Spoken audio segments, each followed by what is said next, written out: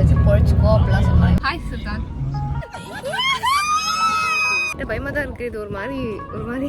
Hi guys, எல்லாருமே எப்படி இருக்கீங்க? நான் ரொம்ப நல்லா இருக்கேன். டே 3 இன் துபாய். இன்னைக்கு நம்ம எங்கெல்லாம் போகணும், என்னெல்லாம் பண்ணோம் அப்படின்னு பார்க்கறதுக்கு முன்னாடி மறக்காமல் லைக், ஷேர் அண்ட் சப்ஸ்கிரைப் பண்ணிட்டு பாருங்கள். வாங்க வீடியோக்குள்ளே போகலாம். ஸோ ஃபர்ஸ்ட் எங்கே போனோம் அப்படின்னா வந்து துபாய் ஃப்ரேம் தான். துபாயோட ஐகானிக் ஸ்பாட் இது. நாங்கள் போனப்போ அவ்வளோவா க்ரௌட்லாம் இல்லை, மேனேஜபிளாக தான் இருந்துச்சு. துபாய் ஃப்ரேம் வந்து எவ்வளோ ஃப்ளோர்ஸ் அப்படின்னு வந்து எனக்கு ஒழுங்காக தெரியல. பட் அதுக்கு போகிறதுக்கு முன்னாடி வந்து நிறைய வந்து ஏன்ஷியன்ட் டைம்ஸ் இன் துபாயில் என்னெல்லாம் யூஸ் பண்ணாங்க அப்படின்லாம் வந்து வச்சுருந்தாங்க. அண்ட் முக்கியமாக இந்த தாத்தா பேசுகிறது வந்து லிட்டரலாக என் முன்னாடி நின்று பேசுகிற மாதிரி இருந்தது. ரொம்ப நேரம் நான் அதை பார்த்துட்டு இருந்தேன். ஒரு பெரிய தப்பு என்ன பண்ணிட்டேன் அப்படின்னா, மைக்கில் சார்ஜ் இல்லை. அதை நான் பார்க்காமலே நான் ரெக்கார்ட் பண்ணியிருந்திருக்கேன். ஸோ எந்த வாய்ஸுமே ரெக்கார்ட் ஆகல. அதனால தான் நான் வாய்ஸ் ஓவர் கொடுத்துட்ருக்கேன். At last Dubai frame top floor வந்தாச்சு. இது எந்த ஃப்ளோரு அப்படின்னு தான் எனக்கு தெரியல. மேபி ஒரு 150 to 160 அதுக்குள்ளே தான் இருக்கும். துபாய் ஃப்ரேமோட ஸ்பெஷாலிட்டி என்னென்னா, ஒரு சைட்லேருந்து உங்களால் வந்து ஓல்டு துபாய் பார்க்க முடியும், ஒரு சைட்லேருந்து நியூ துபாய் பார்க்க முடியும். அண்ட் கிளாஸ் பிரிட்ஜில் எங்கே நடக்கலாம். நிறைய சாப்பிட்றதுக்கு வச்சுருந்தாங்க. ஆனால் நாங்கள் எதுவுமே சாப்பிடல. அதுக்கப்புறம் வெளியே வந்தோடனே வந்து உங்களுக்கு வந்து துபாயோட ஃப்யூச்சர் என்ன அப்படின்னு வந்து ஒரு சின்ன ஏவி மாதிரி வந்து போட்டு காமிப்பாங்க.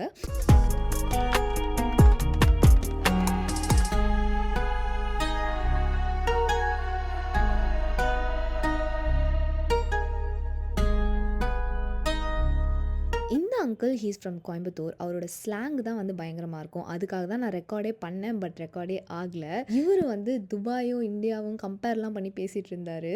அப்புறம் அங்கேயே வந்து ஒரு குட்டி சோவ்னி ஷாப் மாதிரி வச்சுருந்தாங்க. பட் நாங்கள் எதுவுமே வாங்கலை. 1 ஹவரில் நாங்கள் வந்து டெசர்ட் சஃபாரி போகிறோம். ஸோ அங்கே வந்து ஏடிவி ட்ரை பண்ணலான்னு ஒரு பிளான் இருக்குது. அதுக்கப்புறம் வந்து வேறு என்ன இருக்கும், அதுக்கப்புறம் இது இருக்கும், அது எப்படி இருந்தால் ஃபுட்டு, அதுக்கப்புறம் பெல்லி டான்ஸ் அதெல்லாம் இருக்கும். அங்கே போய் பார்க்கலாம். நாங்கள் வந்து டெசர்ட் சஃபாரி போகிறோம். செம்மவே இருக்குலாம்.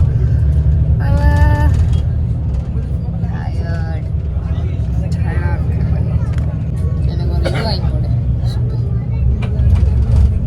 ஷிப்பு வாங்கி போடு. சாரி, அப்பவே கேட்டேன். ஏய், இப்போ வீடியோவில் பதிவு பண்ண அப்போ தான் நீ நல்லா இப்போ ஷிப்பு வாங்கி வாங்கி தர மாட்டேன் உனக்கு. வீடியோ ஆஃப் பண்ணு. இவன் வந்து முன்னாடி என்ன சொன்னான்னா, நான் வந்து உனக்கு ஷிப்பு வாங்கி தரேன், கல்யாணத்துக்கு முன்னாடி வந்து நீ வந்து இதை வச்சு பொழைச்சிக்கோ அப்படிலாம் சொன்னாங்க. எல்லாம் மீன் பெருமை தான். ஹாய் ஹாய் சுல்தான். நெக்ஸ்ட் வந்து ஒரு 45 மினிட்ஸ் ரெஸ்ட்டுக்கு அப்புறம் நாங்கள் வந்து டெசர்ட் சஃபாரி தான் கிளம்பிட்டோம். நாங்கள் ஸ்டே பண்ணியிருந்த பிளேஸ்லேருந்து விச் இஸ் ஃப்ரம் அல்ட்ரிகாலேருந்து டெசர்ட்டுக்கு வந்து அரவுண்ட் 1.5 to 2 hours ஆகிடுச்சு போகிறதுக்கே.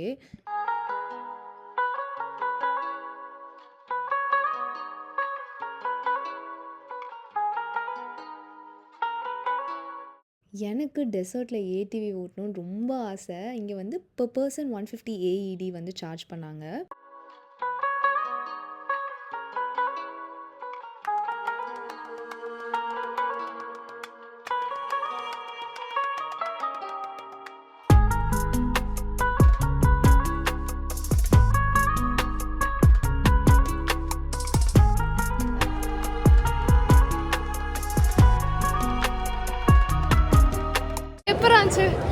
வேற லெவலு.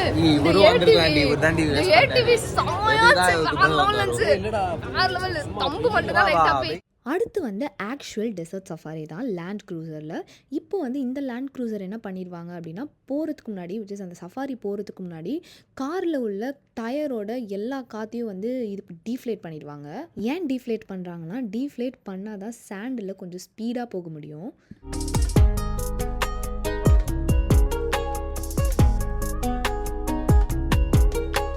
டெசர்ட் சஃபாரி லேண்ட் க்ரூசரில் ஒரு செம்ம எக்ஸ்பீரியன்ஸ். எல்லாருமே ட்ரை பண்ணணும். அந்த சாண்ட் மவுண்டன்ஸில் கார் அப் அண்ட் டவுன் போகும்போது செம்ம த்ரில்லிங்காக இருந்தது.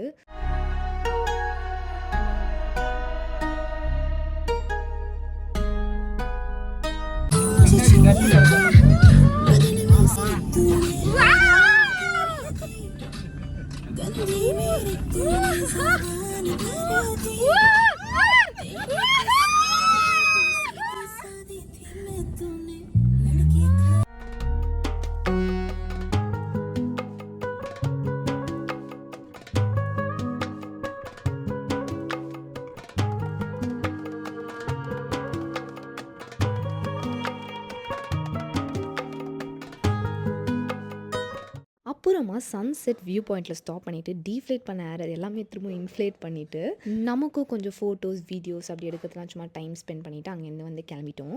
ஹாய் गाइस சன்செட் பாருங்க சன்செட்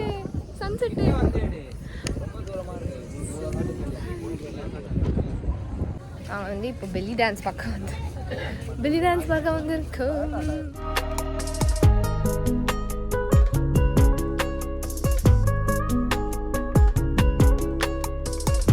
நாங்கள் வந்து கேமல் ரைட் இப்போ ட்ரை பண்ண போகிறோம். அப்பா ஒரு மாதிரி லைட்டாக பயமாக தான் இருக்குது. இது ஒரு மாதிரி இருக்குது. எனக்கு புரியல.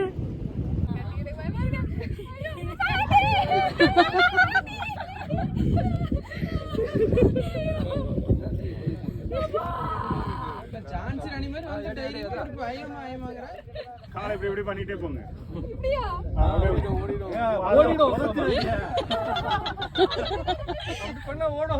ஓடிடும்.